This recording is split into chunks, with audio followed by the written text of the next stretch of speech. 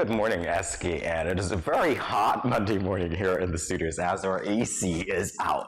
So we're going to work with that. If you see me sweating, it's not because I'm nervous. It's simply because I'm ready for a hot show. All right, so I'm Jamie Morris. And I am Cortensia Carty. And with that said, we will begin this morning with the local news. This from Win Media SKN.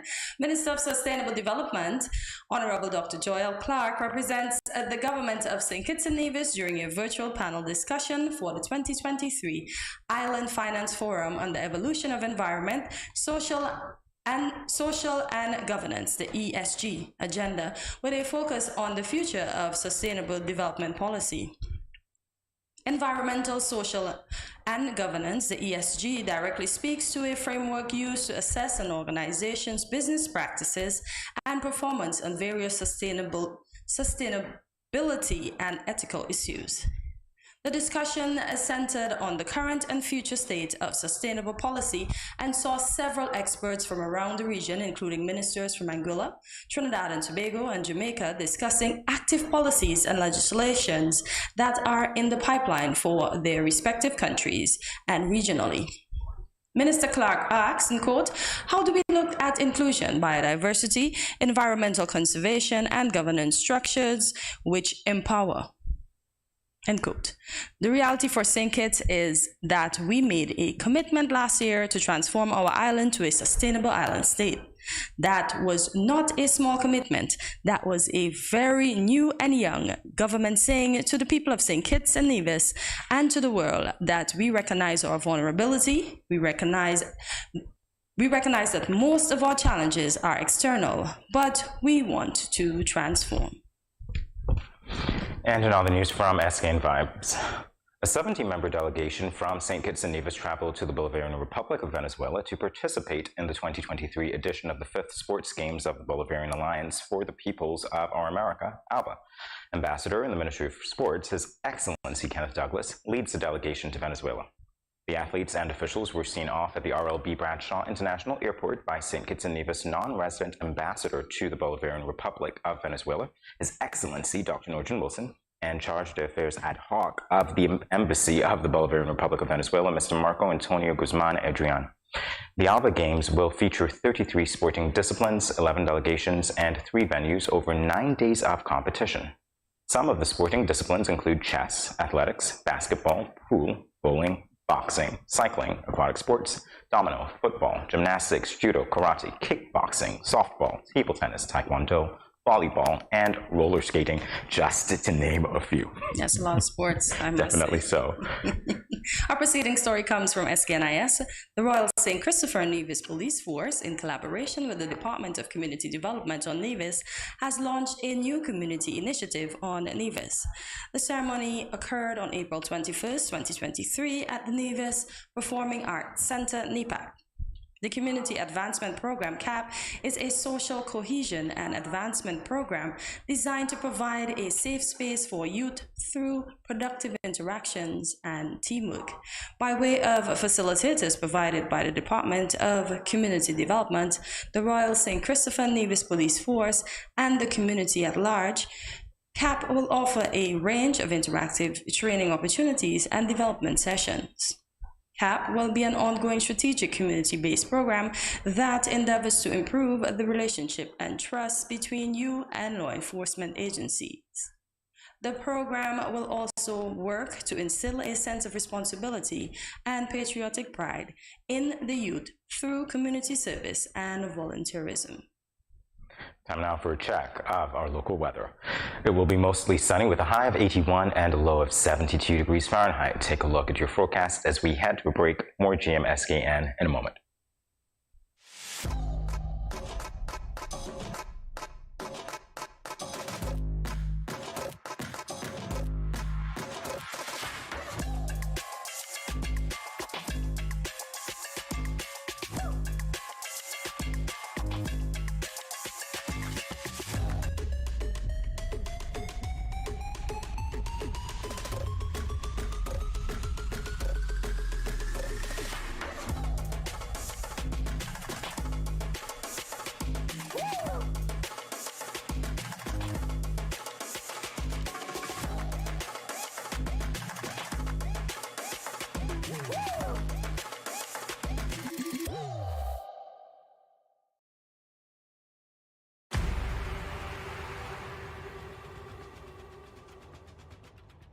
What will it take to grab the attention of someone with the power to make your dream come true? 7 hopeful entrepreneurs in search of the finances necessary to take their ideas to the next level. This is their lives, right? This is their business. 4 savvy business owners ready to make a pragmatic investment. You can't help people if you can't help yourself. First you make the dollar and you give the dollar. Why you take your business offline? I really feel that you need to do a little bit more research. Very knowledgeable. Super knowledgeable. You have a great idea and a great concept. I think you'd be snapped up by Disney. If you have a job someplace, it means that if something is not working, you can walk away. Who will invest? Let's do this. Let's do this. Thank you. And who will be sent home with nothing? I am your host, Kevin Hope.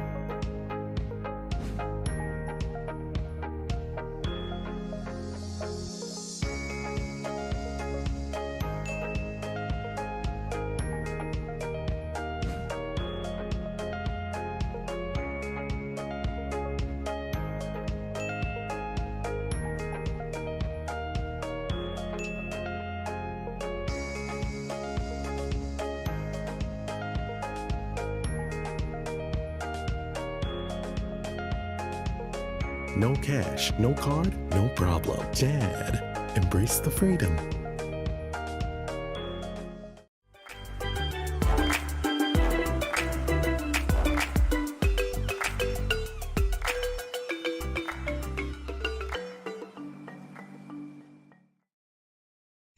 Welcome back to Good Morning SKN. Time now for the latest in regional news list from Loop Caribbean. Minister of Human Services and Social Security, Dr. Vindhya Prasad, said her ministry is ramping up its cracking down on parents who leave their children unattended to wander Ghana streets. In an interview with the Department of Public Information, DPI, on Thursday, Prasad urged parents to take their responsibility seriously. The minister stated, quote, "On the streets, we've been working with children, picking them up. We've managed to remove over 40 of those children. This year, we are going to have zero tolerance for children on the streets," end quote. She said, quote, "We have found that 99% of those children have homes, have parents, and they are on the streets for one reason or the other. We want parents to understand that this is not to punish you, but this is to make you recognize you have a duty to your children, and you should be cognizant of that," end quote. Prasad explained that her ministry is consulting with parents to address the social scourge and will use the Street Light Initiative to tackle the problem. As part of the initiative, CCPA officials and Ghana Police Force officers patrol communities to ensure children are kept off the streets. Oh, parents, you do have a responsibility. Take it seriously. On the international scene, this comes from CNN. After a 2-decade absence, at least one lion has returned to Chad's Senora National Park. An image of a muscular female lion in the park was captured by a remote camera in February, according to a news release from the Wildlife Conservation Society, which released the image on Thursday in collaboration with the government of Chad. Lions haven't been spotted in the park for almost 20 years, says the new release. The conservationist who realized the image described the big cat as a beautiful lioness in her prime and clearly in great health in the release. Lions are considered extinct in Senora's location near Chad border with Cameroon by the International Union of Conservation of Nature. Lions are categorized as, unquote, vulnerable by the International Union for the Conservation of Nature, with between 23,000 and 39,000 of the big cats left in the wild. Their population are especially small and fragmented in West and Central Africa, according to the Wildlife Conservation Society. Killing by humans, habitat loss, and loss of their prey have all contributed to the population's decline. Well, folks, there we have it for regional and international news. Much more after this short break.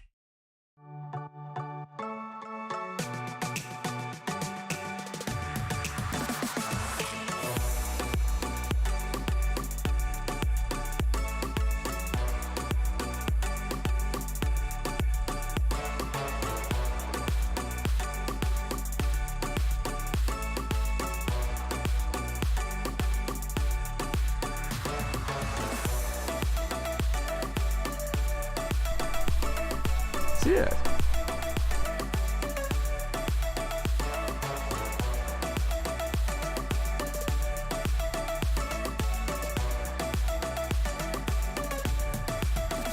An exotic experience.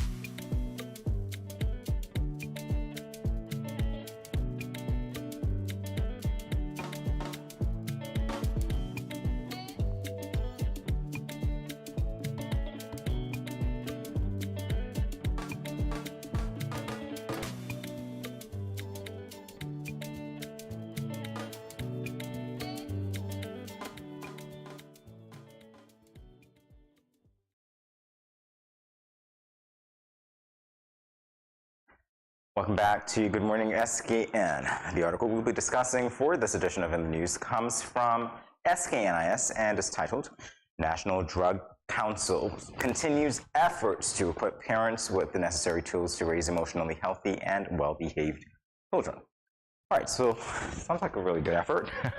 We have some excerpts from the article, which I will read now. So the first reads this way. The St. Kitts and Nevis National Council on Drug Abuse Prevention introduced the first cohort for its Safe Space Parenting Program, which targeted parents of children in the first form of the Sadler Secondary School. All right, so that's really interesting for me. First one. Well, I don't know that there's much of a difference between first form And grade 6, really. Yeah, so you were saying. Why not start from grade 6? Why first form? I guess that's something that Mrs. Byron came to answer. But what I can say to you is that it's interesting to me that it's starting in first form anyway, particularly with the Sadler's Secondary School. I'm wondering if, well, this might be a pilot, so it might make sense to do it there. They might have their reasons, which, again, were not distilled in the article. But that being said, starting at a very young age, I think, is really good and key to prevention mechanisms. Of the good drug, it's on the rise. And was it yesterday or the day before? I saw 2 young men pass me, huffing and puffing weed, and I wanted to say, "Are you gentlemen out of fifth form?" But you know the young people these days, you can't ask them any questions because they're ready for you. But it's sad that this one thing is infiltrating, although it is a good thing on certain level. It's infiltrating our schools and our youths. Well, the thing is that I would say that the program seems to be a good initiative because it's targeting the parents. Because obviously, if you're going to be dealing with first formers and high school students, we were taught effectively that we have control and we should stay away from drugs, etc. Yeah. But the reality is, on the flip side of that, you have to strengthen the capacity of parents to deal with the issues, to identify the risk factors, to enable those communication channels so that on every front, effectively, they're fighting this battle with their children. Exactly, and to let the parents know that they don't have to holler at the children at every corner. Have open dialogue, understand how the child feel. I know it sounds like gentle parenting, doesn't it? Because we had I didn't have a choice. It was like, so shape up or shape out. You know, it's interesting to me because you're saying that, but peer pressure takes so many different forms these days, and everybody wants to be cool. And quite frankly, you said it correctly. It is something that has become the norm, even though it shouldn't be the norm. And so there are a lot of risk factors with it, and we know the dangers of it. Indeed. So the program uses it as a premises that when children are emotionally well balanced, their behavior will be well adjusted, resulting in lesser propensity to use and misuse drugs. Yes, once we can find other avenues to point their interest, be it after school activities, extra homework, extra reading assignments, something to keep them busy. This is interesting because when we talk about it, and you just said it, the program uses as its premise the fact that when children are, and I'll say they're emotionally well balanced. Yeah. So parents are responsible for that in large part. Yep. So strengthening their capacity in that area definitely would go a long way to ensuring, as the excerpt continues to read, that it lessens the propensity to use and misuse drugs. So really important indeed. You mentioned something about peer pressure. I can't even, yeah, maybe I can. But that would be a question for the experts though, because I wonder how can parents teach their children not to bow, basically, or succumb to peer pressure? Because we know we had it too, but with our upbringing, we know what was right from what is wrong, and if you do this, we knew the consequences. I find, and I am not talking down this generation of children, although they are aware of the consequences, they still try it or they still do something anyway. Experimentation is part of growing up. You just have to set those parameters to know what is healthy and what is not. Indeed. And I guess that this workshop goes a long way to informing parents exactly what they have to do to ensure that their children don't fall, prey to these things.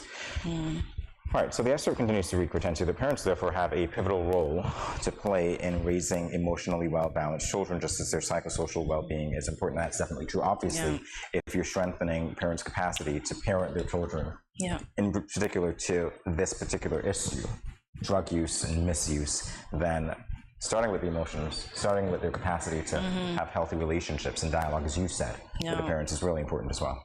Yeah. All right, so Mrs. Byron Keynes, there's a quote here that I'll read. Again, it comes from the article. So Mrs. Byron Keynes said, quote, "Evidence proves that parenting practices predict essential outcomes for children, and clinically sound programs effectively support parents to promote optimal results for children." So I'll stay there for now. So here's what she says.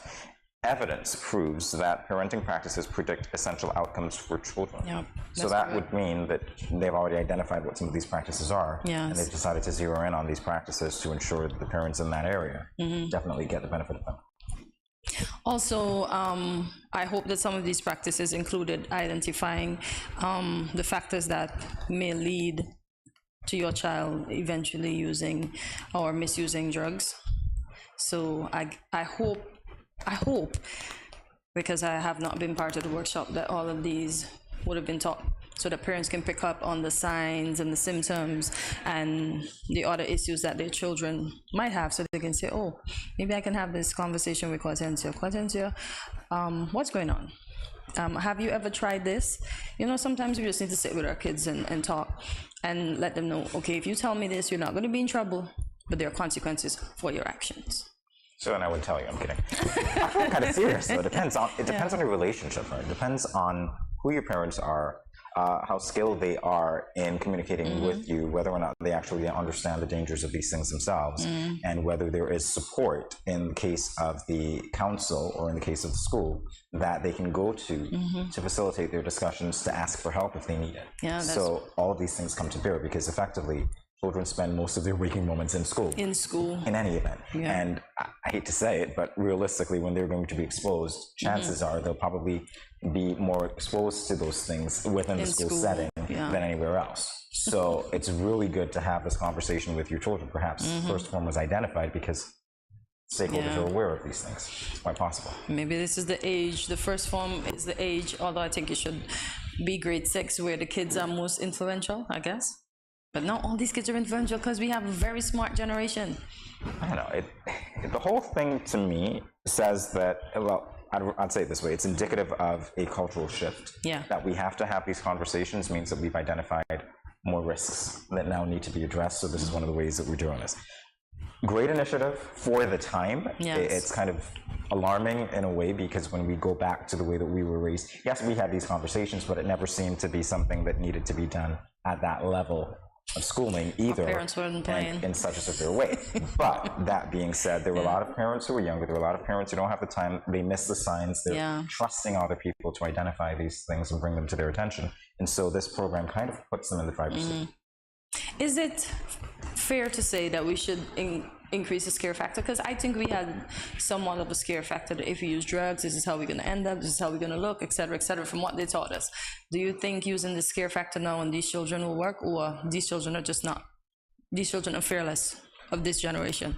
I'll tell you what, if fear worked, then we wouldn't have a lot of the ailments that we do, the diseases that we do, and fear does not work. It's part of it, but realistically, that's not the face of drugs. You know, if you think about it, when we go to that extreme, we think, okay, everybody who uses drugs ends up that way. And then we see some people who are quite normal when they're not using, or they're kind of cool in their own way. And so it glamorizes it. So really, I don't think the fear factor works. I think what works is exactly what they're doing as part of this program, to bring the parents in, to ensure that, again, the excerpt continues, and I'll just read it here. Parenting programs are effective in improving the emotional and behavioral adjustments of children, in addition to enhancing the psychosocial well-being of parents. So again, you're not just focusing on the children either, but you're focusing on parents as well, the psychosocial well-being of parents.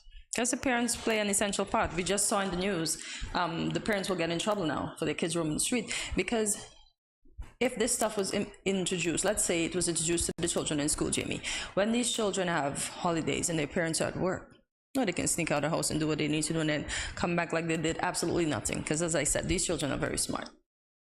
So I hear what you're saying. I think built into that is sort of our expectation, or rather the expectation that children by their very nature will experiment and will do something that they want to get away with by default.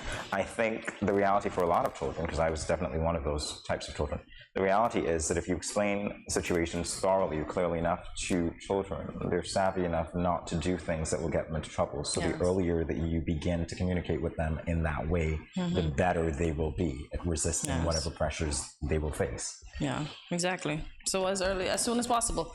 Because, as I said, these little kids are sponges, as we would refer to them as. So I think as soon as you can, as parents, have this conversation, and don't wait until 7th grade. Because these things are prevalent, they're in society, these children are growing up, they're seeing it. And I think it looks cool to some of them. For those that are going to research, kudos to them to find out whether it's good for me or it's not good for me, and to stay away from it.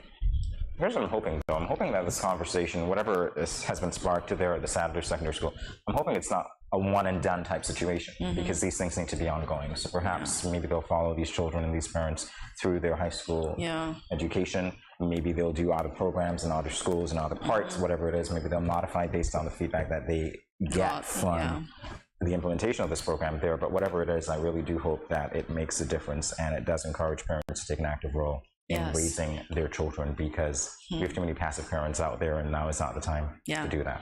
We don't. General parenting is okay, but we shouldn't use it every day. Definitely so. All right, we'll be back in a moment with more Good Morning SKN. Stay tuned.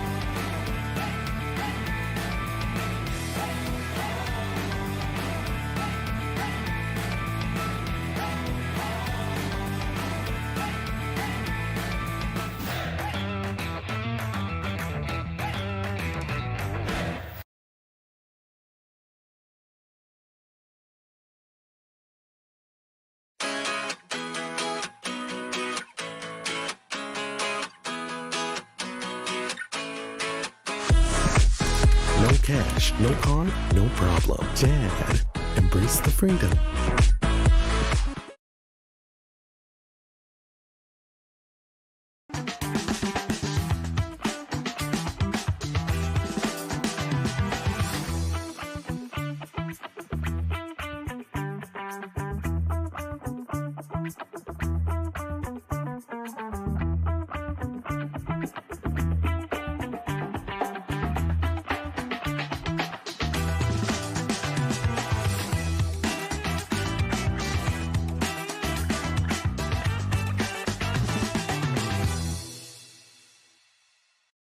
Yo, what up? It's your boy and Richie right here at Studio 327. I'm here to give you the promo that you guys need, because this is something special for St. Kitts. I'm telling you, tune in to Good Morning SKN, 8 a.m. to 10 a.m. on YouTube, Facebook, and on Moment Channel 4. Also, I realize nobody else is doing this. Follow the Good Morning SKN Instagram at Good Morning SKN, and the Studio 327 Inc. Instagram. Follow us on YouTube and Facebook. This is pretty long, but follow us, and yeah.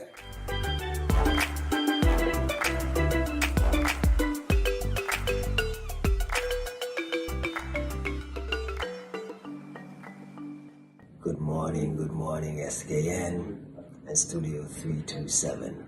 This is Tao Batiste, one of your biggest fans. Just you're doing a lot of things well.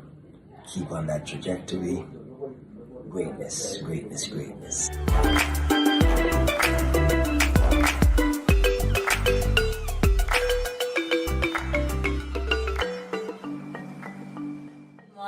Good morning. This is Karen of Paris and support from Paris Lamont. I want to encourage y'all to sign on to Good Morning SKN every morning from 8 to 10 on Studio 327. Thanks.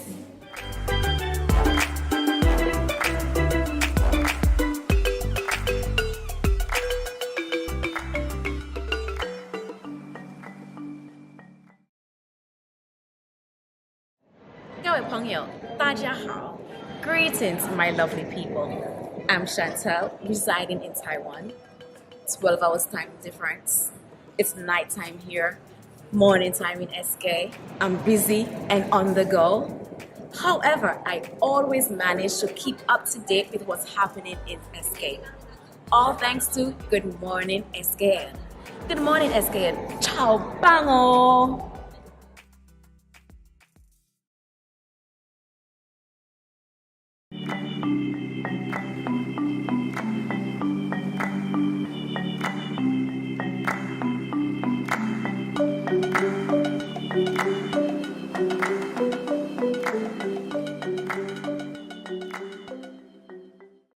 Welcome back to Good Morning SKN. Joining us are Andre Huey and Jamuela McPhail of the Media Association of St. Kitts and Nevis as they share the details on their upcoming workshop about media and law. Good morning to you both and welcome to Good Morning SKN. Thanks for having us. Good morning. Oh, pleasure having you this morning. So I'm going to start off with a big bang.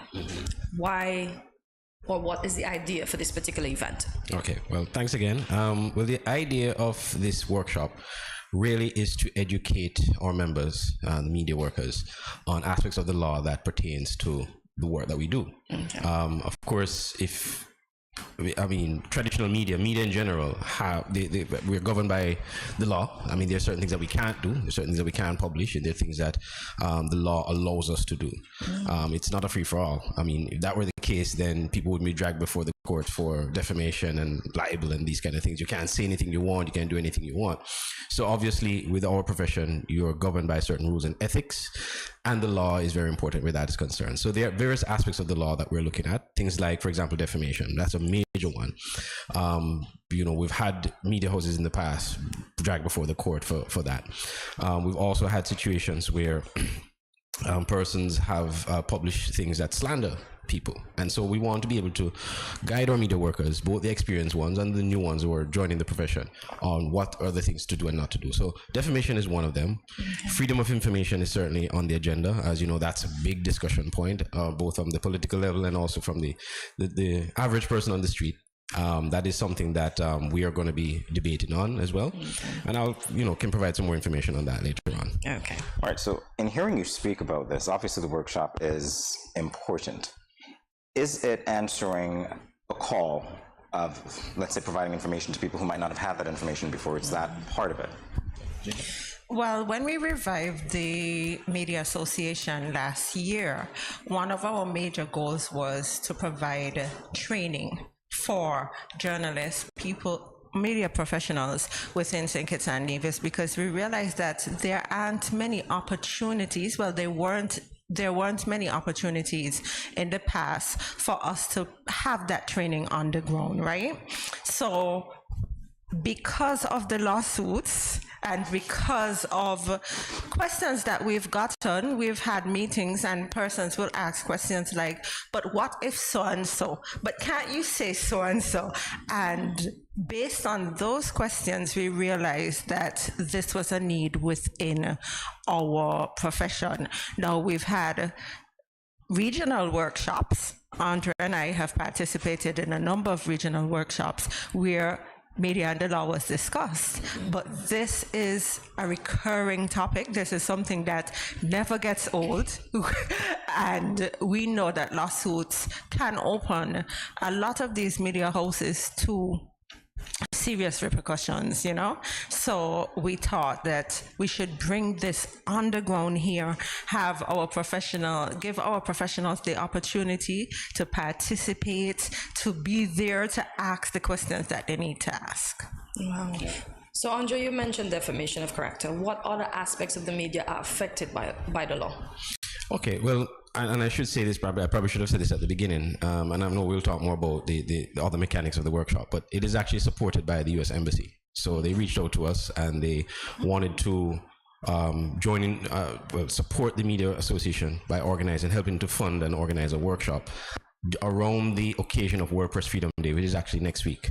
So the workshop is next week Tuesday, the day before WordPress Freedom Day, which is on May 3rd. So I have to, acknowledge the U.S. Embassy and really thank them for really coming on board and helping us to do this.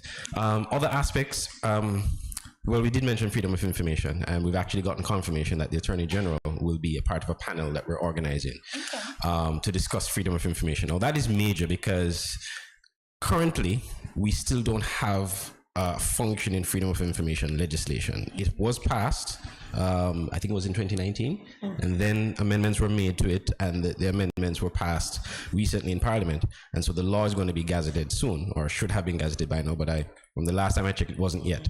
So it will be, and so we will soon have a functioning freedom of information. We expect to have a functioning freedom of information.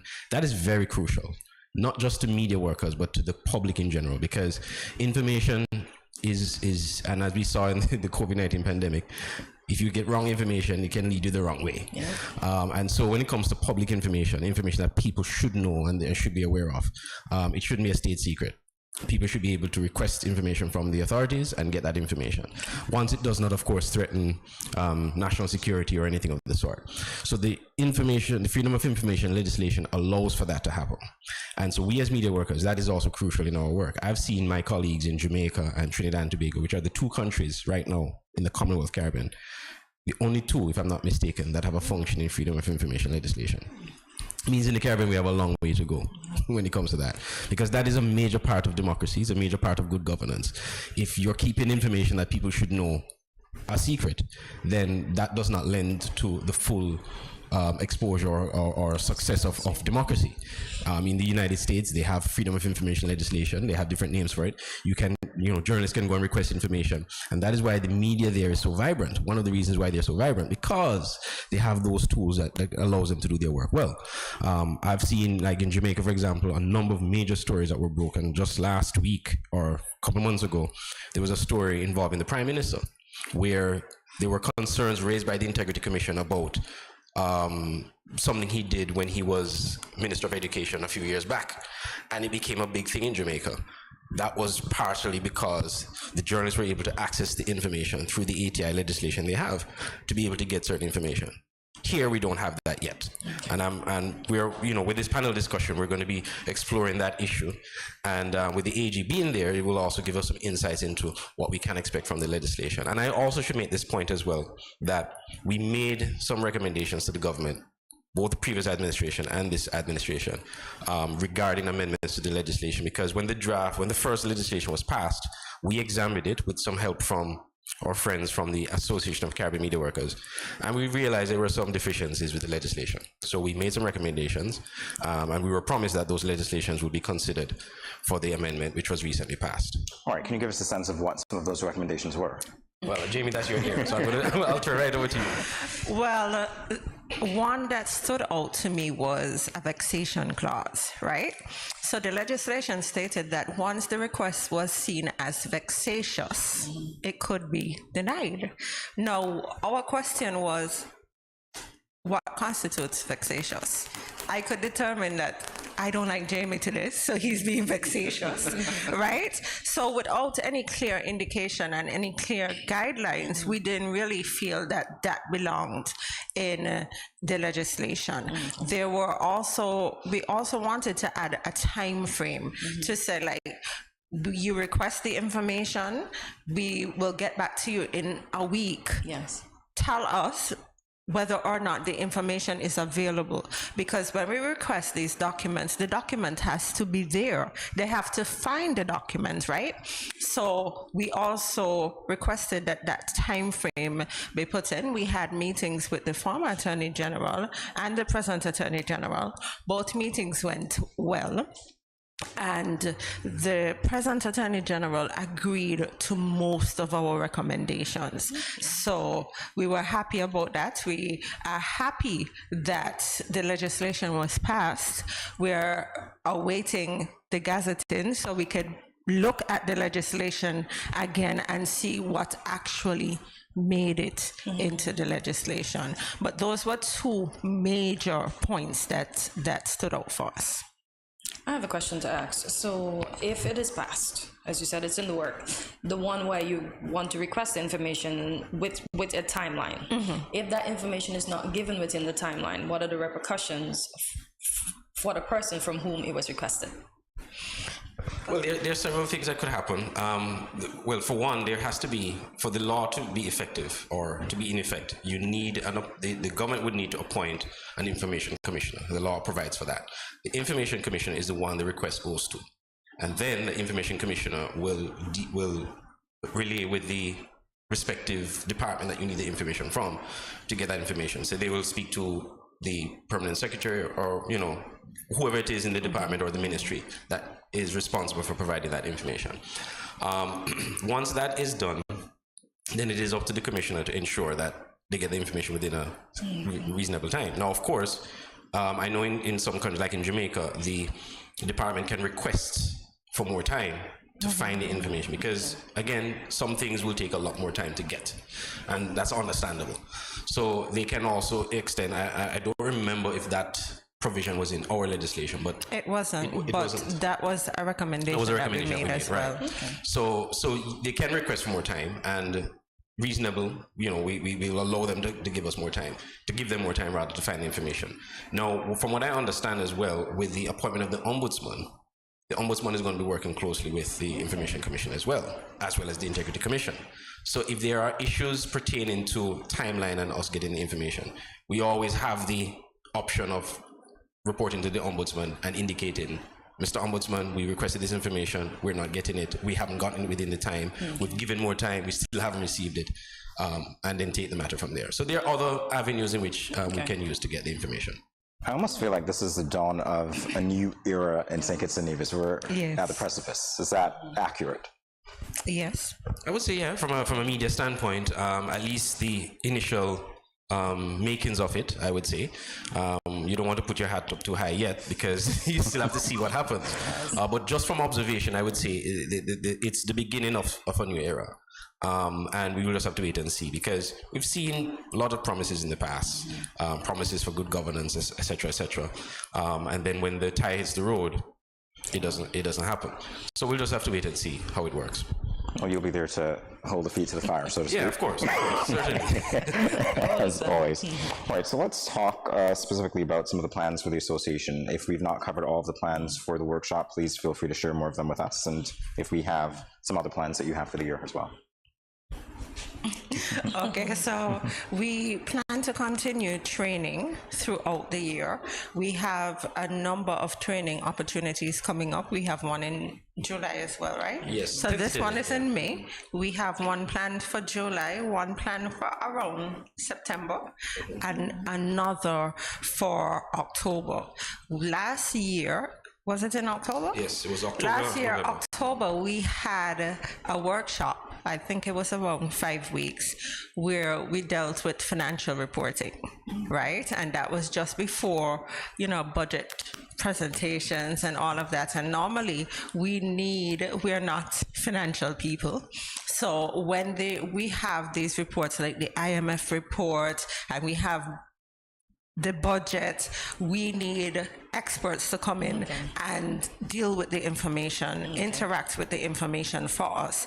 But because of this workshop put on by Mr. Hope, Kevin Hope, he was able to show us where we can find the information, how to interact with the information, how to measure what politicians may say about the economy as to what is actually happening, right? So that was a really important workshop for us to have, and we plan on having a refresher in October as well. That one will be sponsored by, should we say?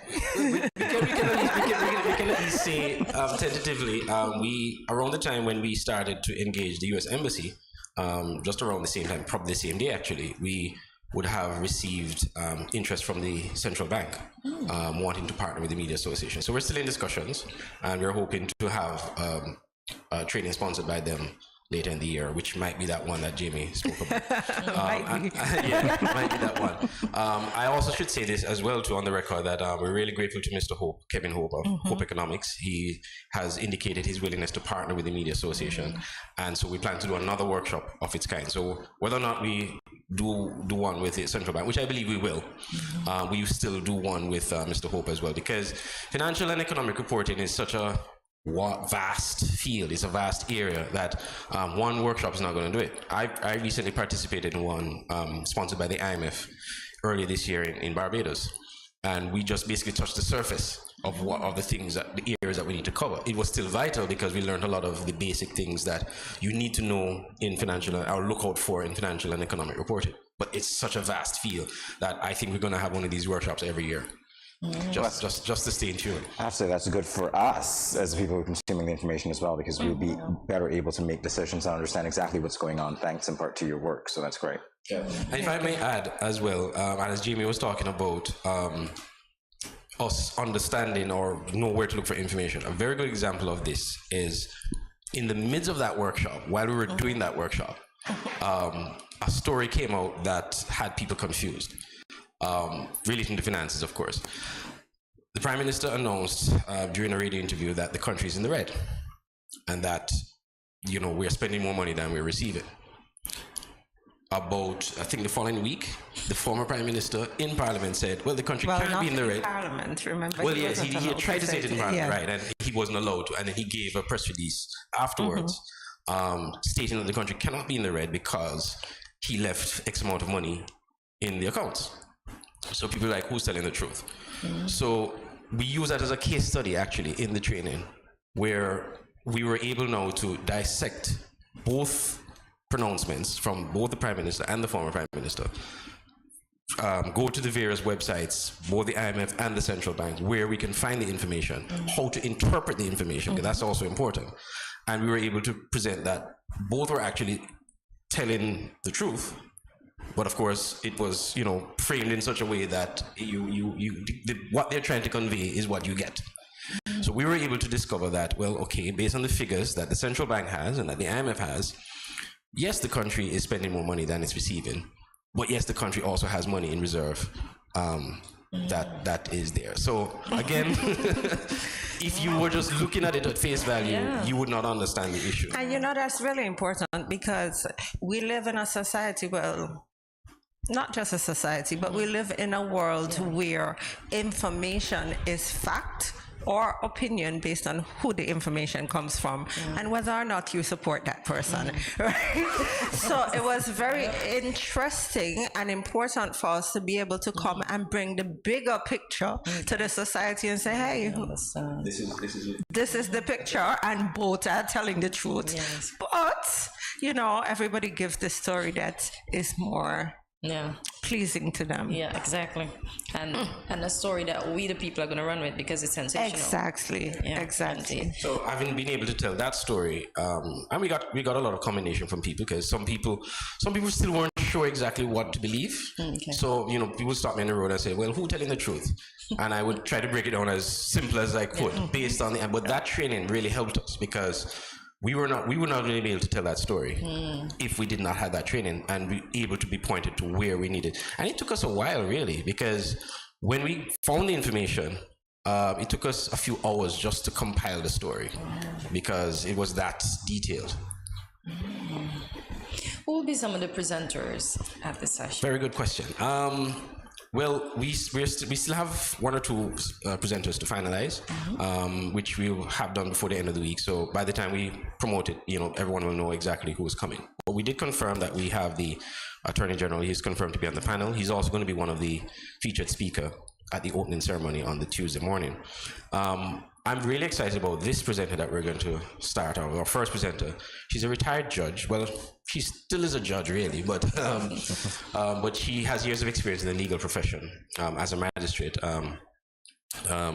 Mrs. Latchman Waterloo. She's actually based in Trinidad and Tobago, so she'll be joining us virtually. And she wrote a book on media law, basically a book pertinent to the Commonwealth Caribbean, and basically guiding you on what are the do's and don'ts as a journalist and as a media worker.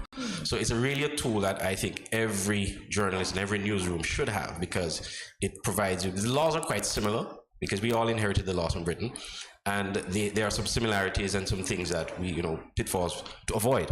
So we were actually part of one of her workshops. She was doing a workshop in Belize, and we were part of it virtually. And then when I was in Trinidad last year for an investigative journalism workshop, and she was one of the presenters. And I'm telling you, Jamie and Cortesia, it was the most engaging session of the entire training, because whenever she breaks down exactly, going back all the way back into the history and point out what is defamation, what is libel, what's the difference, how can you defame person, and use case studies of actual things that happen both in the Caribbean and internationally, and point out, okay, why this journalist was wrong, or why, what they did could be determined as defamation. So it was a very engaging discussion. And I think it's important to note that her discussions often go over time. Because everybody has a question. It's like she opens our minds to so much that we didn't know, and we've been doing this for some time now, right? But she's able to break down that information so that we can understand it. And everybody has questions afterwards. Everybody. Yeah. So I know that session is going to be very engaging. It's actually the first session of the training. And she has offered to do it for free, so she actually didn't charge us. When we reached out to her, she was honored to even be invited. So she was like, "No, I'm not going to charge you guys. We will do it for free." So. Nice. So she's one, and like I said, we have some others that we're finalizing. We're also looking to engage media workers, some very experienced journalists abroad. One who is going to be on the panel of the Freedom of Information panel is Wesley Gibbons from Trinidad and Tobago as well. He's a very experienced, one of the most experienced journalists we have in the region. He was also former president of the ACM, which is the Association of Caribbean Media Workers. So he's going to be on that panel to speak on freedom of information as well. Jamie herself is also going to be on the panel. She's going to be on this one. Jamie's going to be on that panel as well, along with the AG and some representatives abroad. Okay, good stuff. All right. Yeah, I'm still reeling from the fact that we're here together again. And this has side note, this has happened so many times in our lives because we grew up next door to each other, right? So the Jamie and the Jamie has often caused confusion. Definitely, we're answering each other's calls. Seriously. I see why. All right, so let's talk about the date, the time, the location, registration details. How does it work? Registration will be online. We will have a link available. We're going to be launching our website soon. So once people go to the website, they'll be able to get the link, or they could contact us or Jamie. Jamie, you could give your number. I'll give mine as well. Okay, so the number to contact is 664-1885. I think most persons who are a part of the association will know how to get in contact with us. Right. So you can really contact anybody on the executive. And we have limited space. So if we are to try do it today. Yeah, we are technically open to persons within the communications field that want to be a part of the workshop as well. But again, space is limited, so they will have to register early. My number is 668-5652. So people can reach out to me directly. We'll get them the link, and they can apply. The date is next week, Tuesday, the 2nd of May, starting at 9 a.m. sharp. We want to start on time because everything is down to the time. All the presentations are timed, so we want to start on time. It's going to be at the Open Interactive Conference facility in Portland. So again, we have limited space. So if you're not registered online, if you're not registered in time for us to the first group of people that register, then there's an option to do it virtually as well, because we're also accommodating some of the media workers in the Leeward Islands and Windward Islands, some of them, who they may not have a media association in their country, but they are interested in being a part of the workshop. We will make a link available for them as well. So, but again, everybody has to register. So whether you're online or you're in person, you have to register. Well, you sold what you're selling to me, and I hope it was the same for the public. But I would invite both of you one more time to invite them and to let them know the importance of attending this particular event. Okay, Andre? I think we both can take turns. So looking in the camera, those who are watching, if you are in the communications field, if you are a media worker, well, first of all, this one, sorry. Those who are members, of course, we had meetings with them. They know the importance of this workshop. We encourage you, if you're watching, to register. The link will be available as of today, so you can register and make sure that you secure your spot for the workshop. It is very important, if you're a media worker, if you're in the communications field, understanding the law and understanding the law that impacts your work is so important. This workshop is not costing you anything. It's free of cost. All you need to do is show up, register and show up. So we really want you to be a part of this because it will help you to be a better media person and also, by extension, serving the public better. Okay, I think Andre basically said it all. So contact us, anyone on the executive, and we could assist you in terms of signing up. The workshop is extremely important. These are matters that we deal with on a daily basis. So it's important to continue your education process within this field. So we look forward to seeing you on Tuesday. Wow. They sold out at its best. All right, Jamila McPhail, Andre Huey, thank you. Always a pleasure to see you both. Yes. Thanks for having us. You're very welcome. More Good Morning SKN in a moment. Stay tuned.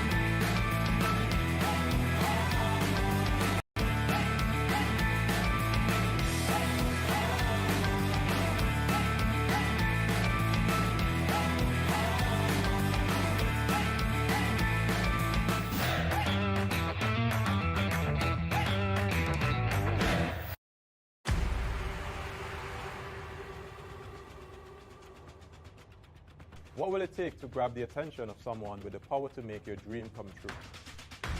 7 hopeful entrepreneurs in search of the finances necessary to take their ideas to the next level. This is their lives, right? This is their business. 4 savvy business owners ready to make a pragmatic investment. You can't help people if you can't help yourself. First, you make the dollar and you give the dollar. Why you take your business offline? I really feel that you need to do a little bit more research. Very knowledgeable. Super knowledgeable. You have a great idea and a great concept. I think you'd be snapped up by Disney. If you have a job someplace, it means that if something is not working, you can walk away. Who will invest? Let's do this. Let's do this.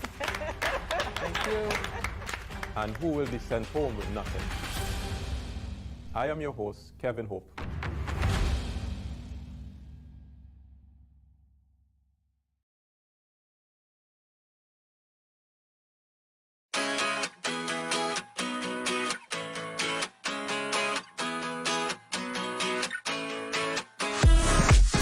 No cash, no card, no problem. Dad, embrace the freedom.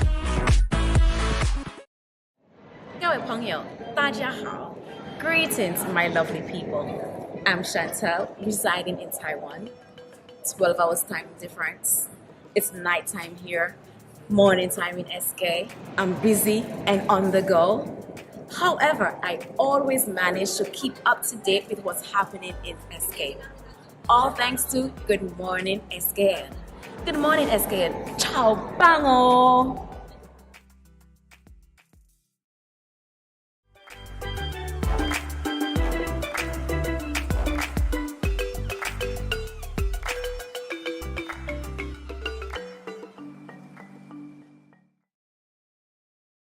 On Saturday, April 22nd, Earth Day was celebrated to highlight the importance of environmental protection. There are many different ways that people celebrate this day, which include going outside to explore recycling and raising awareness for environmental problems and ways to get involved to mitigate some of these issues. Though Earth Day was celebrated this past weekend, we will continue the celebration because, as some people say, every day is Earth Day, and that's absolutely correct.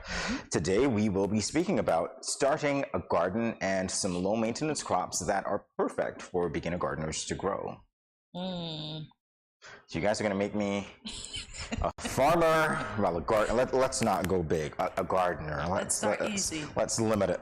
You know, let's limit the square footage.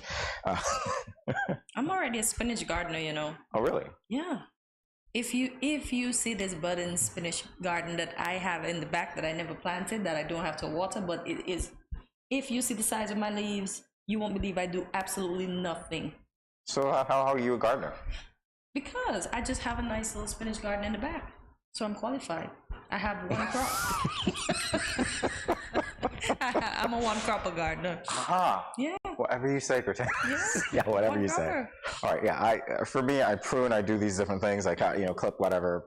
Yeah, not really into the whole thing, but I definitely noted from a hedge. Okay, right? So you're not into cultivating and... Not really. Okay. But do you think it's important for us to cultivate now with the topic of food security being... I shouldn't say thrown around, but it's being spoke about widely.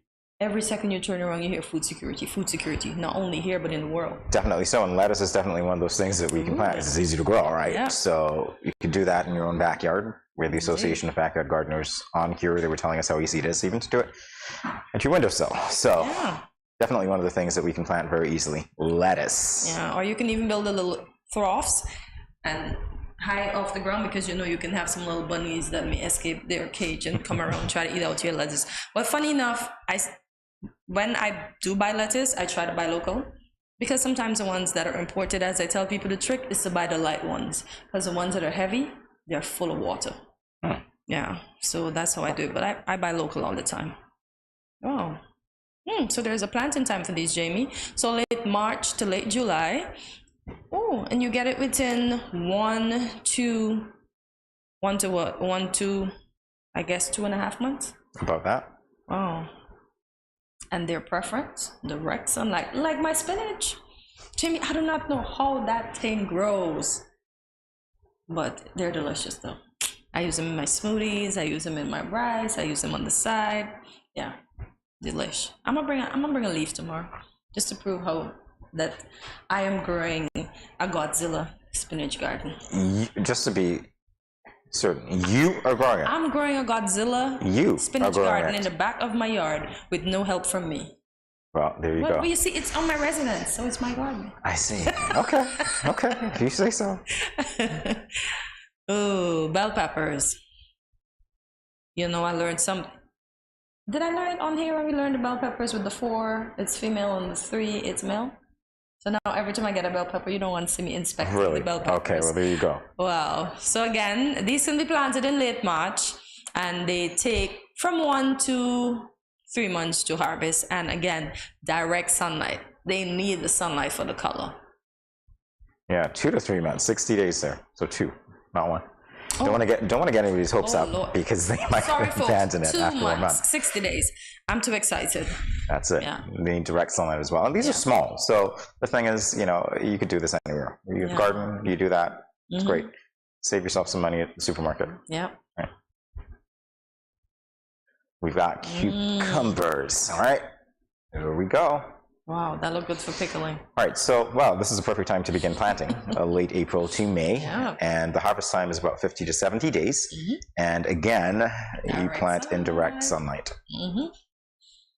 Already adding variety to your table if you do these 3 things, right? Imagine if you were to do them. That's a whole salad, do you realize? Wow. That's a whole salad, Jamie, wow. Ooh, the dreaded tomatoes. These are the hardest things to plant and keep. Do you see how you have to prop up the when I planted them, prop up the trees? You get the little poles that you use to build your house. If you have extra around the yard, you stick it in the mud. Listen, this is the hardest crop. Hopefully that was just for you. That was just your experience. For me. Maybe I'm just going to say for me. Added these here? Oh, man. And then when the tomato grows too big for the tree's like, lean on me when you're not strong. It's backyard gardeners, let me know in the comment how tough it is for you to cultivate and keep your tomatoes looking as beautiful as these are. So planting time, you can start now, late March to April, and it's 60 to 85 days, and again, direct sunlight. And this, the 4, I should say, vegetables and fruits that we just had, perfect garden salad from your own garden. Well, you're definitely getting the variety there. So. Yeah, that works. I love how we're making this seem easy and accessible to everyone, and we move right along with beets. It's easy. There's so many things that you can do with beets, which if you were watching the show for a while, you'd realize that. If not, go back and check some old footage. In any event, beets is one of the things that you can plant. Well, beets are, rather, one of the things that you can plant. I'm not even sure now. Beets is our, whatever, beets, collective. All right, so planting time, June to September. Harvest time, 55 to 70 days. So that's not bad. I mean, you basically get them in less than 3 months.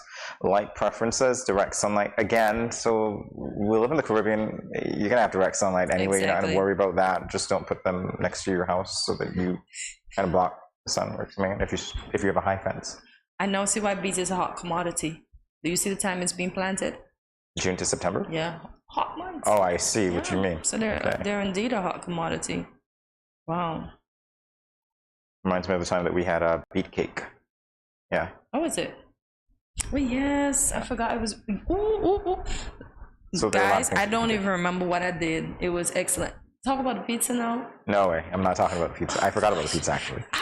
But hey. Okay, let's get back to the regular program. Back to the regular programming. Yeah. The cake was fine. Yeah, it was good. No, string beans. And we see this as a staple on our tables. And these are some of the veggies I can honestly say that I can get from the agri strip across from me. So once I need something, look at me being blessed with the market right in front of my house. I just go across and get me some of these. And these are good steamed. Oh man, they're good in a nice stew with some tomato paste. Okay, let me done with the cooking vibes. So the planting time for these are late March, and it takes 45 to 60 days. And once again, what does it need? Direct sunlight.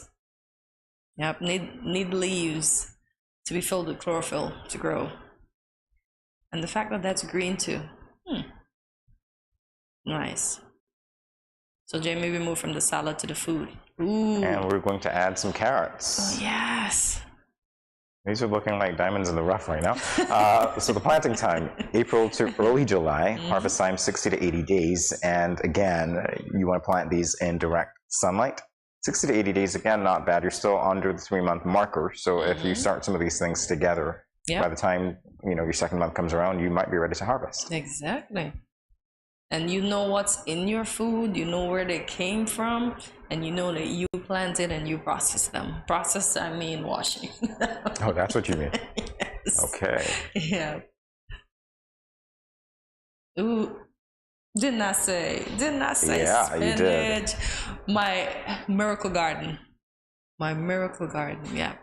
You gotta bring a leaf. Guys, I have to bring a leaf to show you. So the planting times for this is August to September. Mine survive year long. As I said, I never planted the thing. I don't even know how the thing grew. It even suffocated the lime tree because the vines are that thick, Jamie. So harvest time 42 to 50 days, and light preference direct and partial sunlight. I realize when it gets too heated, the leaves get soft and wilted, and they literally bow down, literally. But in the morning, jeez. You ain't want nothing with my spinach leaves. Oh my gosh. Well, this seems to have one of the shortest harvest times that we've seen. So.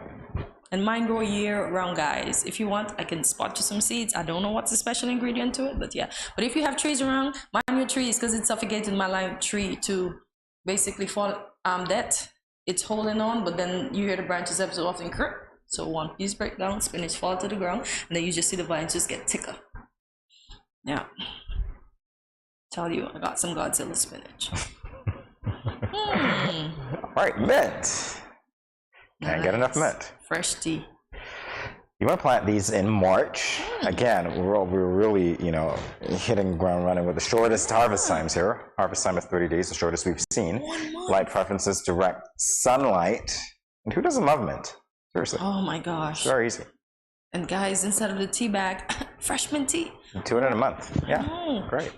Make your own mint ice cream. Put your own mint on your drinks at home. Oh my gosh, yeah. That smells great too, so. Excellent. Ooh. The famous eggplant. In Ghana, we call them balanji. Yeah. So, wow. No, funny enough, I didn't know how most of these things grow, including this. So late March, so if you've planted already, It is two and a little bit, so 2 months and 10 days. So, well, depending on the month, but 70 days, and then its preference once again, direct sunlight.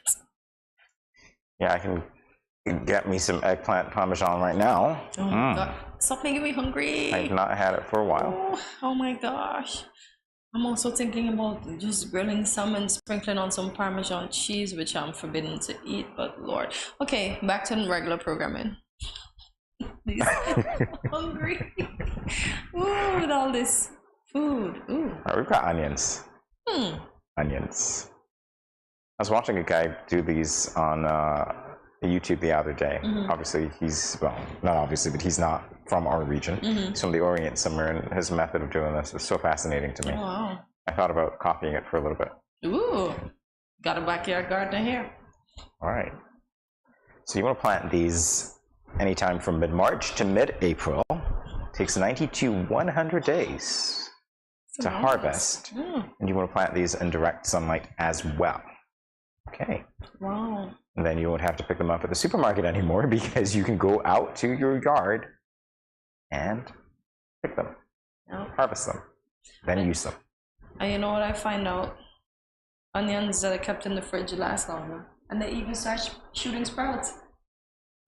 Yeah, but you don't want to like preserve an onion that you've already cut. You wouldn't do that, right? Well, I keep it in there as long as I can use it. No, you don't want to do that. What the onion does is that it actually takes all the toxins up from the air. So when you're using that, you really don't want to do that. You don't want to do that. I didn't know. So don't do I that. learned something today. No, don't do that. So I'm murdering myself technically. Wow. Okay, lesson learned. Every time I use an onion, I'll use it fully, precisely. Yeah. Thing. Okay. That's what I've been doing for a while. Never knew that. Yeah. Are you sure you're not a cook? Did I say that?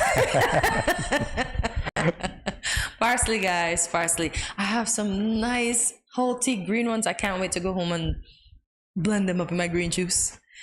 When I tell you they are so green. They couldn't be any greener. And they're nice and firm because I love me a firm celery, a firm parsley. I don't like the droopers. Just like how I like my kale nice and oh my God. Like my spinach, yes. So you can plant these from March to April. The harvest time is 70 to 90 days and directed partial sunlight is needed. So we can plant these right here, as you would have said before, in our backyards in the Caribbean. Yeah, you can. Definitely so. Yeah. So again, low maintenance crops that are easy. That are easy to plant, to grow, and it gives you a nice hobby, right? Saves a buck in the supermarket line. Indeed. And with that said, we will see you after this short break. Stay tuned.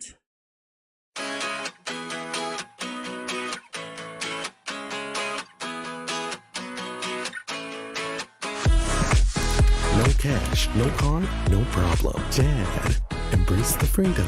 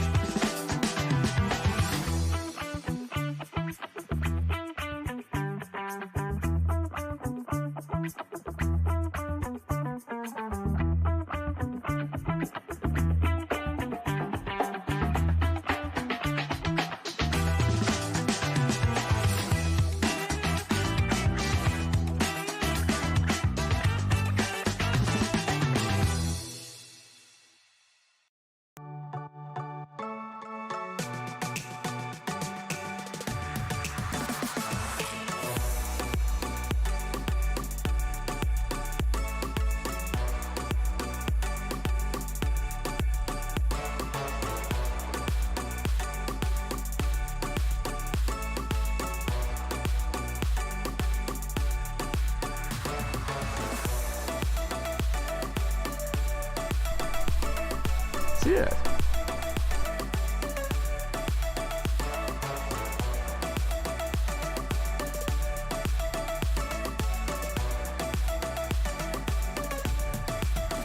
An exotic experience.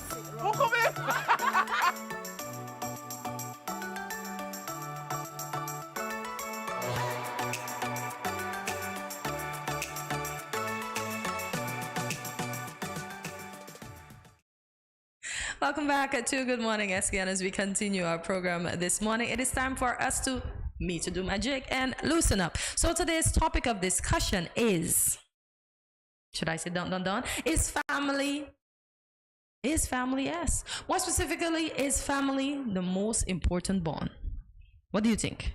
What do you think about this? Is family really the most important bond? Yes, definitely so. And why would you say that? To lean into this one. I feel like I'm being interrogated now. Family is the most important bond because they're going to be the people who are closest to you, particularly in your formative years.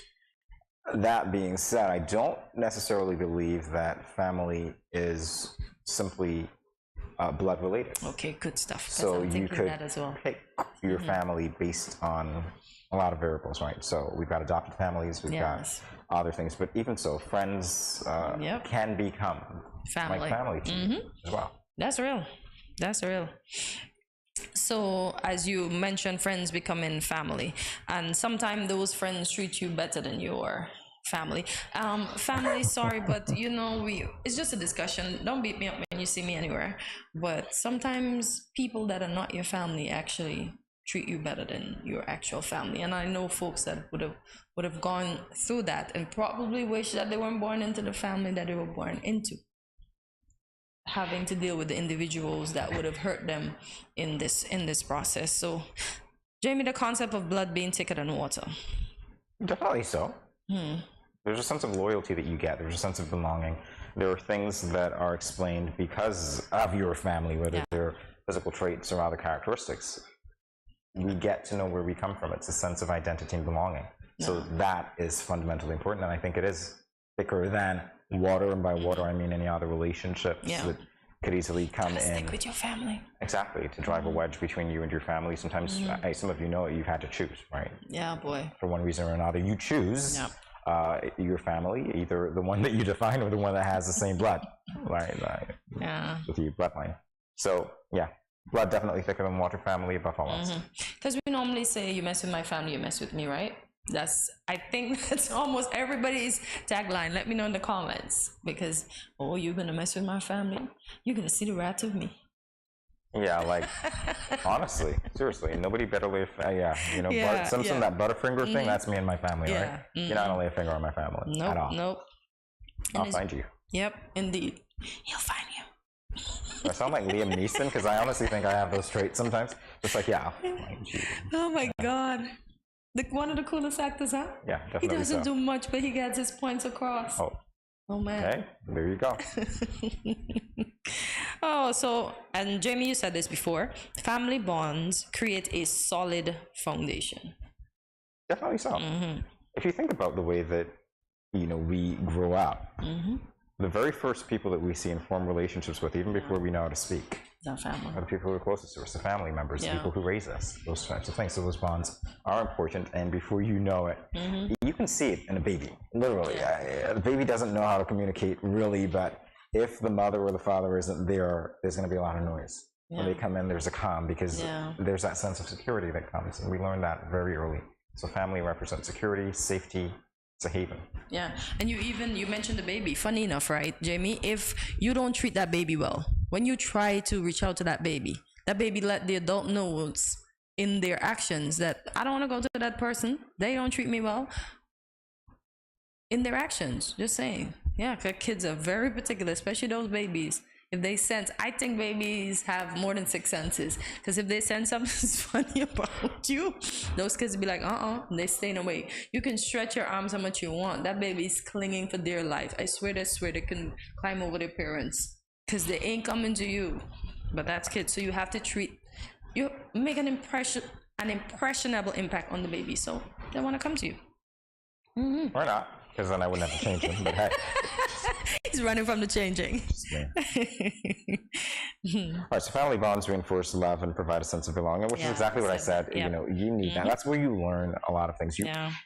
Unfortunately, some people learn what love isn't, but for most of us, I think we learn that family represents safety and security. If you don't get it from your immediate family, you probably get that from your extended family as well. So it works, right?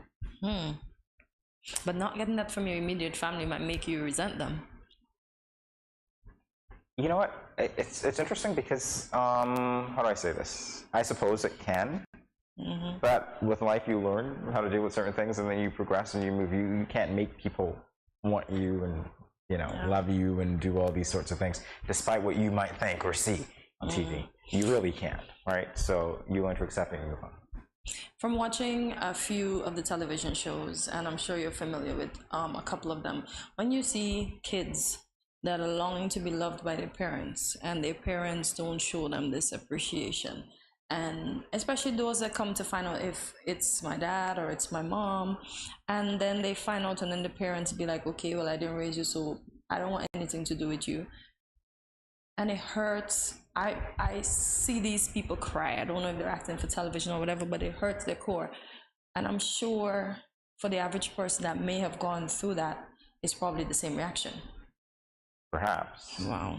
But again, there are some people who, I don't know, it's different for everybody. So I suppose that even now, because we're having this discussion, we might actually be idealizing family. And so to the people who never had close relationships with their family, it might be something that they miss because it's idealized. And so in that case, perhaps the example that you just brought to the fore here, there might be some of that going on. It's like, this is the ideal for me. This is what I want. This is what I need. And when you don't get it, you feel deprived.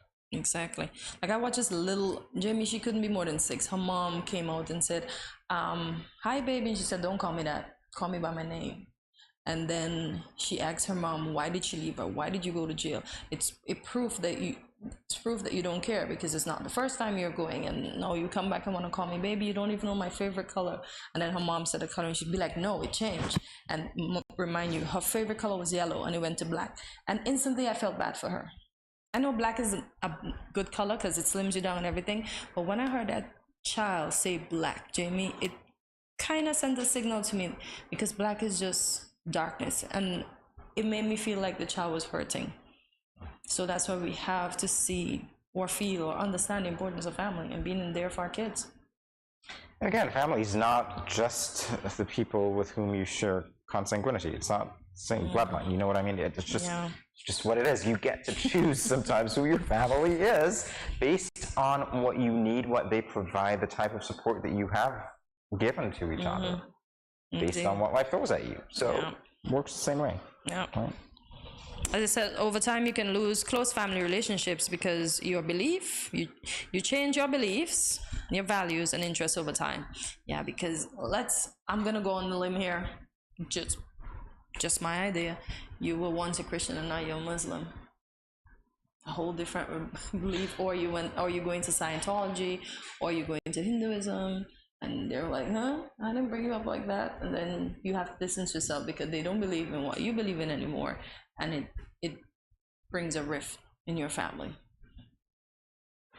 You know, and again, it comes with that expectation. Is it valid for your family to have expectations of you that you don't have for yourself? And I mean that in both the positive and the negative way, because sometimes your family might be the ones to uplift you, but at other times they might be the ones to restrict you. So the question is, should those expectations, are those expectations valid? Why? Should we expect other people in our families to have those expectations of us? And should we have those expectations of people in our family to the point where we apply pressure because, it's like, I'm looking out for you more than you can look out for yourself? It just sounds weird even saying it, doesn't it? Yeah. Because you've raised these people, you've around them, they ought to know what's best for them. Sometimes they do, sometimes they don't.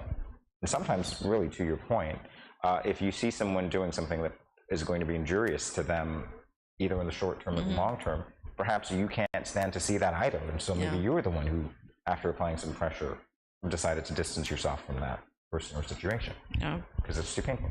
Oh, wow. Yeah. As you discover who you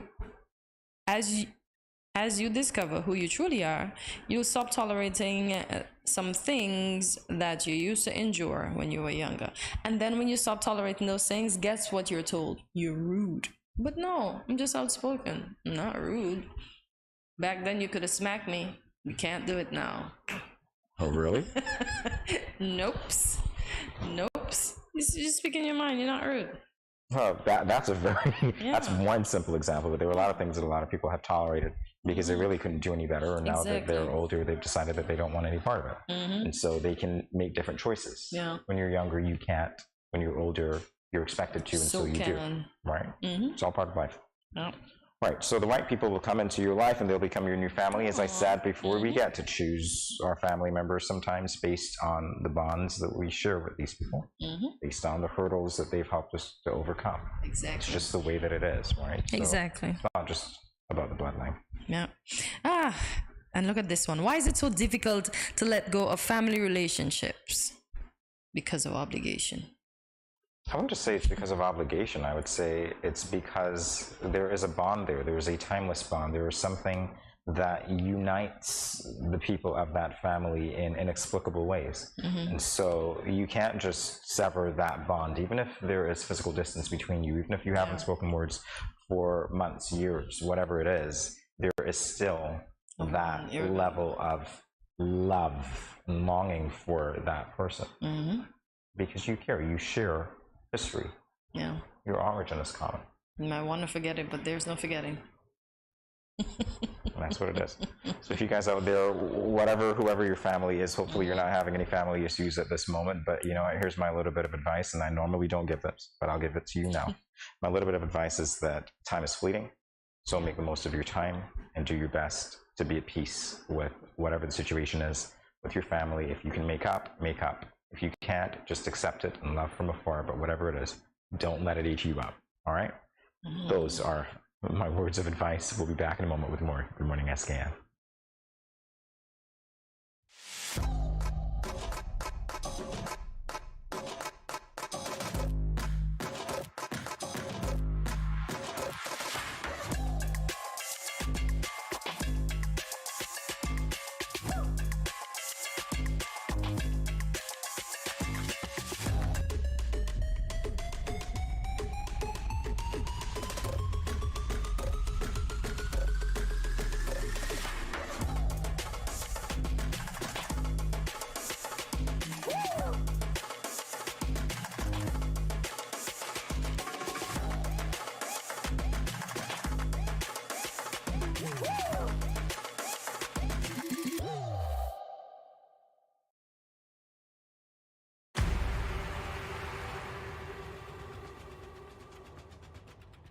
What will it take to grab the attention of someone with the power to make your dream come true? 7 hopeful entrepreneurs in search of the finances necessary to take their ideas to the next level. This is their lives, right? This is their business. 4 savvy business owners ready to make a pragmatic investment. You can't help people if you can't help yourself. First, you make the dollar and you give the dollar. Why you take your business offline? I really feel that you need to do a little bit more research. Very knowledgeable. Super knowledgeable. You have a great idea and a great concept. I think you'd be snapped up by Disney. If you have a job someplace, it means that if something is not working, you can walk away. Who will invest? Let's do this. Let's do this. Thank you. And who will be sent home with nothing? I am your host, Kevin Hope.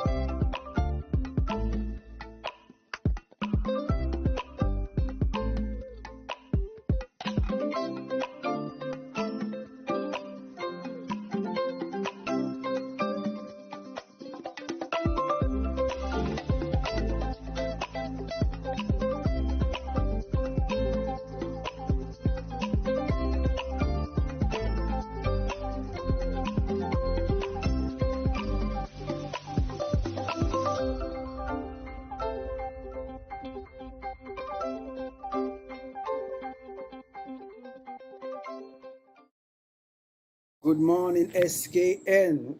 Wagwan. Yo, it's Ben's Lad coming to you live from Jamaica. You see it, go already. See me, I say Caribbean people stand up, and I love this. This show is very important. You understand me? Yeah, man. Studio 327. Ben's Lad, so big up. See me I say, I'm the whole innocent crew. Yeah, man. More love.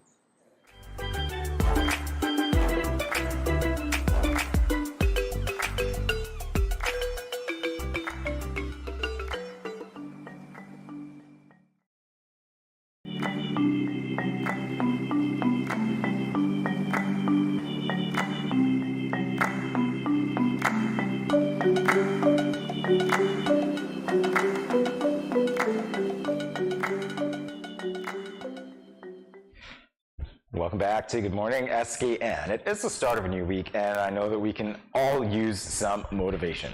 So in this segment of Motivating Factor, we want to encourage you to recognize the influence of your words.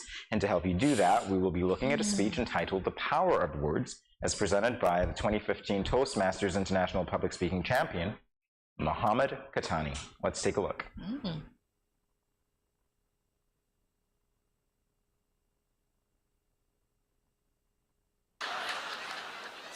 Words, when said and articulated in the right way, can change someone's mind. They can alter someone's belief. You have the power to bring someone from the slums of life and make a successful person out of them.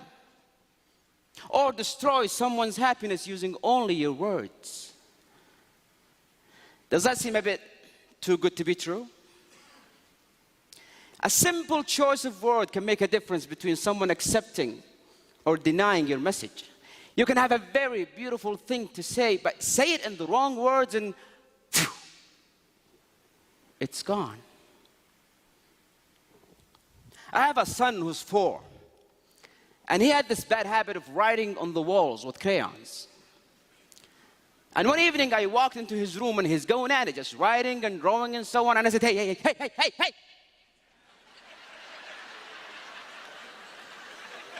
Are you stupid? Don't you ever do that again. And guess what happened? He did it again. Nobody likes to be threatened. Nobody likes to be intimidated. His pride would not allow it. He did it again just to spite me. A week later, I walked into his room and again, he's going at it. And this time, he was even looking at me just.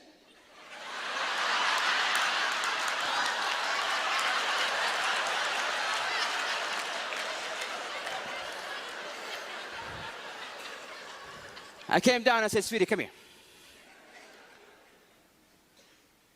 Don't do that, you're a big boy now. And he never did it again. Because his pride wants him to be the big boy. Have you ever wondered why nobody cares about global warming, even though it's a very serious issue? It could kill all of us. Because when you go home and you flip on the TV and you see a scientist trying to talk about global warming, it goes something like this.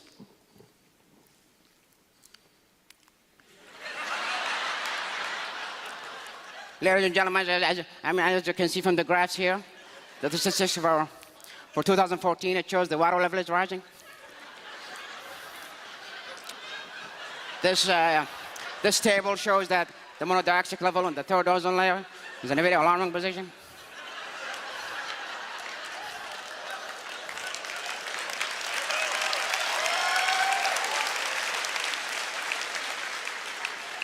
The message never get across. But most importantly, if you are a person who's a role model, if you're a person who's been admired, anything you say could be believed. Anything you utter could be taken as truth.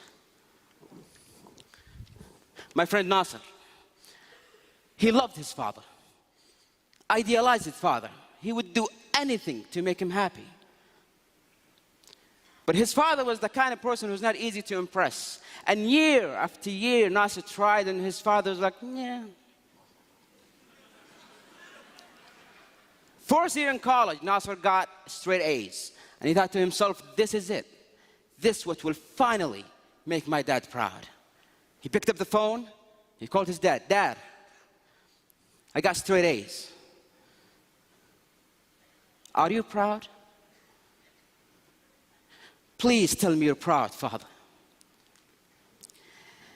Yeah, listen, son, I'll have to call you back. I'm busy. I'm busy was the single sentence that broke the camel's back. And he started drinking, doing drugs, hanging out with the wrong crowd. Nasser, why? Why are you throwing your life away? If the one person in the world that I care about the most doesn't care, then why should I? And one evening I got the phone call. Nasser's in the emergency room, drug overdose. I rushed to that hospital. I saw him on that bed, and I saw that machine go beep, beep, beep. And I saw doctors try to bring him back to life. Clear! Clear! Clear! It's clear that a single word could have saved this life. Words have power. Words are power. Words could be your power. You can change a life, inspire a nation, and make this world a beautiful place. Isn't that what we all wanted? Isn't that why we are all in this hall? Your mouth can spit venom, or it can mend a broken soul. Ladies and gentlemen, let that be our goal. Canto, sir.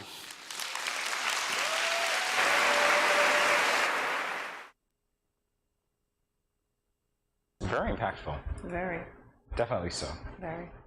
And he's absolutely right. One of the things that resonated with me initially, and there was a lot, one of the things that resonated with me initially was when he said, you could say something, but your delivery effectively makes your statement ineffective. The goal that you want to accomplish, it's ineffective because of your delivery. Yeah. And it also, and the next thing he said that resonated with me was the way that you say something to someone can either boost their pride or take away from it. And or I shouldn't even say take away from it. It makes them feel like, okay, this is how you think, this is what I'm going to continue to do. And when he got down to his son's level and he communicated correctly, his son no longer drew on the walls. But prior to that, that little boy had the audacity to draw on the walls and stare him directly in the face because you said, okay, I'm stupid, so I'm going to continue to be stupid, and I'm going to show you what stupid people do. I'm going to mark up your walls. If he reasoned it that way, because he might have been a little too young to do that. But I get you when I talk about the motivation, because you know what is the motivation?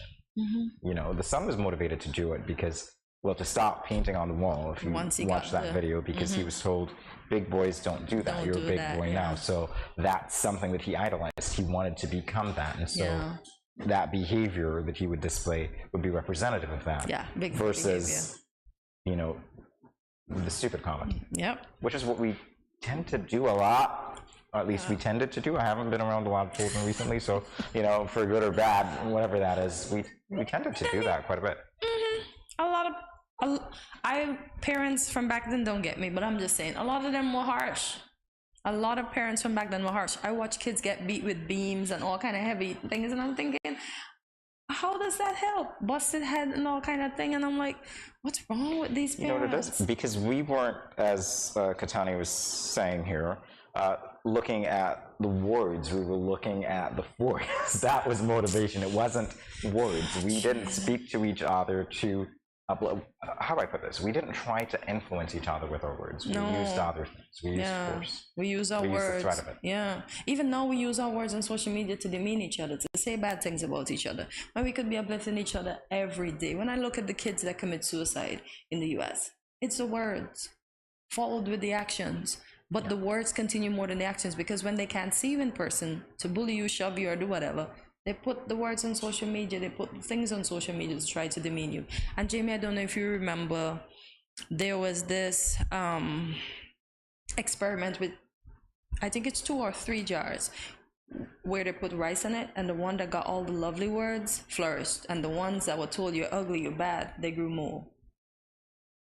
And it shows that kind words and words spoken with great intentions elevate persons, give them the boost they need. But once you start saying bad things about people, oh, you're too fat, you're too this, you're too that, you're too... people feel a type of way and people retaliate. You know, I don't even think it's just about retaliation. Sometimes it might be about safety. Safe harbor.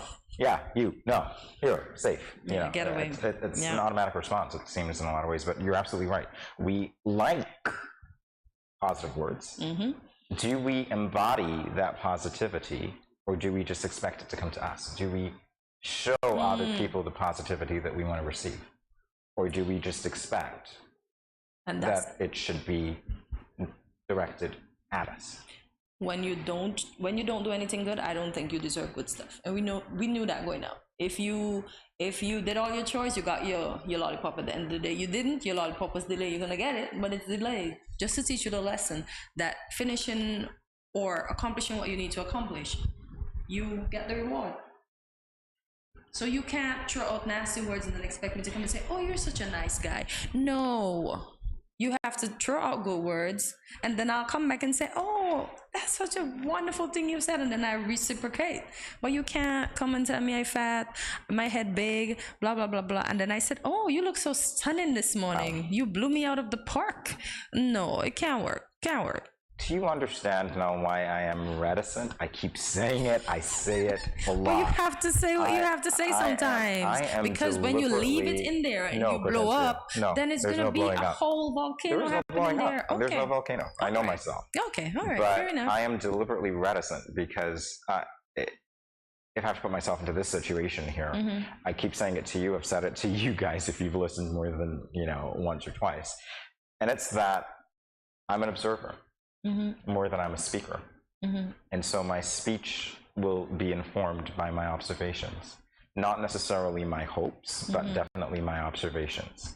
And so in a case like that, I am mindful that if I have nothing good to say, don't say anything. I just won't say much of anything because it doesn't make sense to break someone's spirit. Yeah. Now, easily that may or may not be interpreted or misinterpreted, whatever way you want. And in that way, I've had things said to me or about me that I'm aware of that are far from the mark, but others believe that it's true and they keep saying it. And so, it's what it is. That being said, though, for me, interpreting what he said, you have to learn to speak positivity. And if you can't do that, it requires introspection. Why are you not speaking positivity? What is it that filters what you see? As opposed to what the reality is. Everything really begins with us, inside out. It really begins with us, because if we're not feeling our best, then we think we should project our bad feeling on someone else or make someone else miserable. There's this influencer, Tabitha Brown. Her tagline when she's leaving after she's done telling you sweet things is, go about your day now and don't go mess up. If you can't have a good one, don't go messing up nobody else's. And that's clear, because why should I come to work and not forget to leave my problem outside the door? I bring my problem inside, I'm snapping at everybody, blah, blah, blah. And that's not showing well on me. I'll just kick it up to the ground. There's a rug actually outside the door. Leave it on the rug. Leave it on the rug. Exactly, but some people don't leave it outside the rug. Leave it on the rug. It is what it is, and that's just the thing. And so you've got to learn, because you can't control everybody. Not everybody operates by your standards. Not everybody operates. You don't operate by theirs either. There requires compromise. There's a need for compromise sometimes. Sure does. And sometimes there are just some things that you don't compromise on at all. And so in that vein, you just learn that you're in charge of you. Make sure that your words are positive and you speak life where there needs to be. And that's it. That's where I will leave it, because that's how I see it. And if anybody knows me very well, they will know that I am a positive speaker. You can't spend nearly 20 years in the classroom and not learn to be a positive speaker, not learn to find those good things that would say to a child who is told, he is stupid. Yeah, That exactly. he is intelligent. Yeah. You get where I'm coming from. Mm-hmm. Because sometimes you're the only person who sees that and who says that. Yeah. So no, whatever it is that, I tell you, I'm feeling this right now because I'm aware of labels, and I'm aware of the danger of labels, and I'm aware of what happens when negative labels get spoken over people's lives. Exactly. And my thing is too, Jamie, as we would have mentioned before, the kids spend most of their time in schools.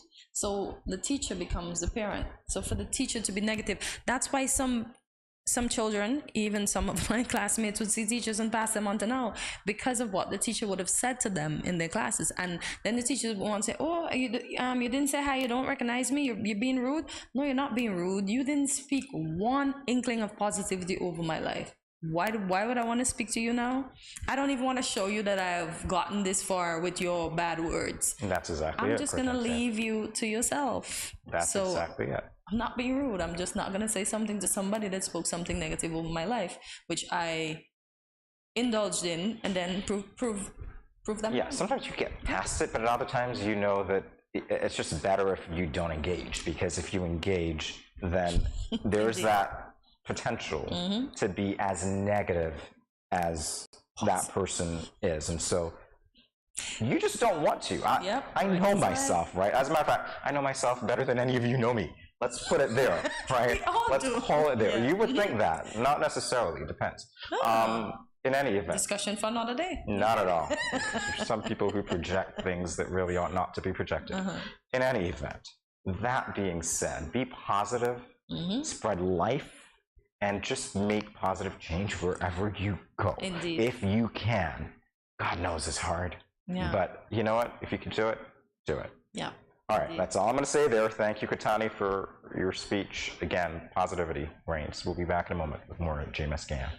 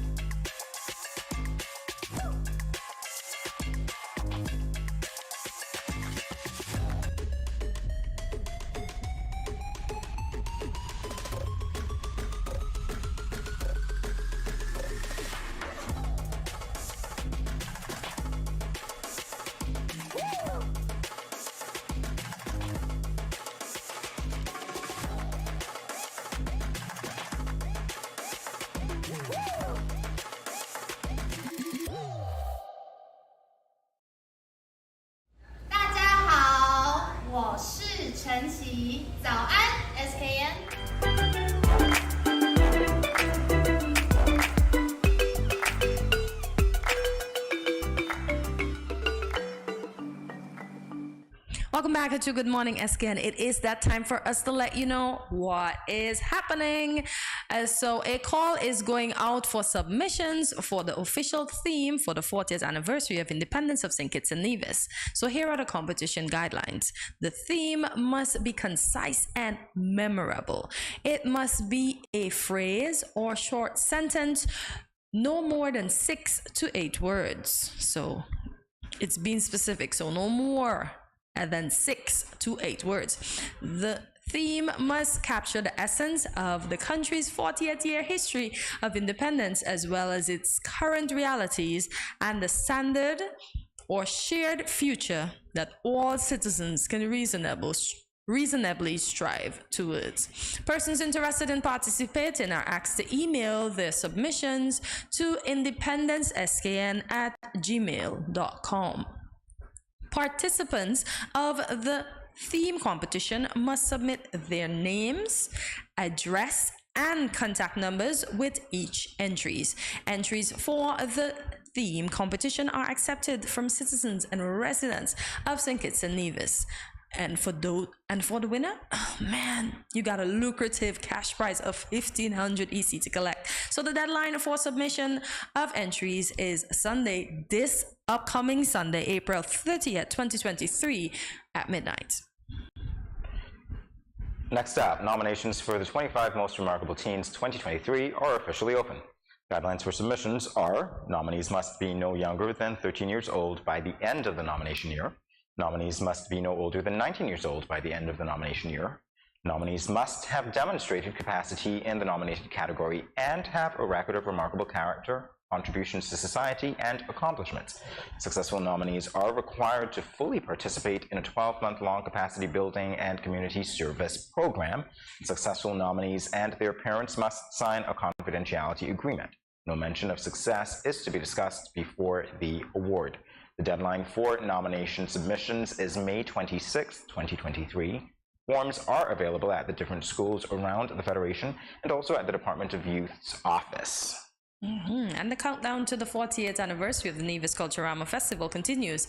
If you are interested in participating in any of the Culturama shows, here are the deadlines. The Senior Kaiso Contest, April 28th, so that's Friday. The Soca Monarch Contest, May 19th.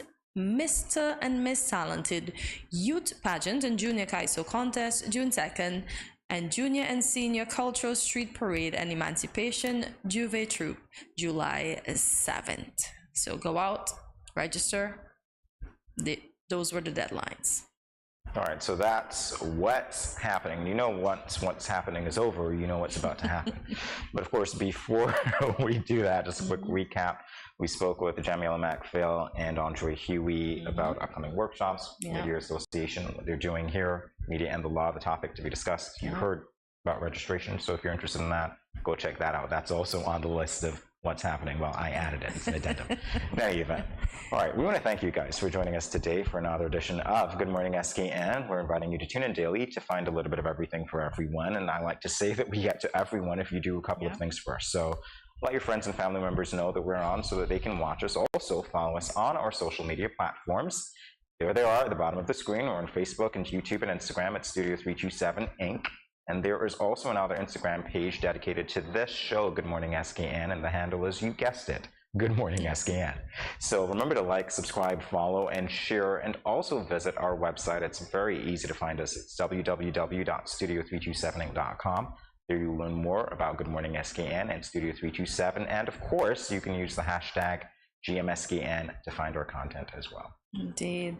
Leave us a comment and let us know what was your favorite part of our Monday show. Yes, we had a marvelous Monday today.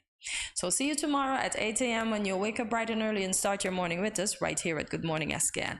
Remember, if you cannot say something kind to someone today, just zip it. Say nothing at all. With that said, have a great day, guys. Thank you for watching and see you tomorrow. Bye.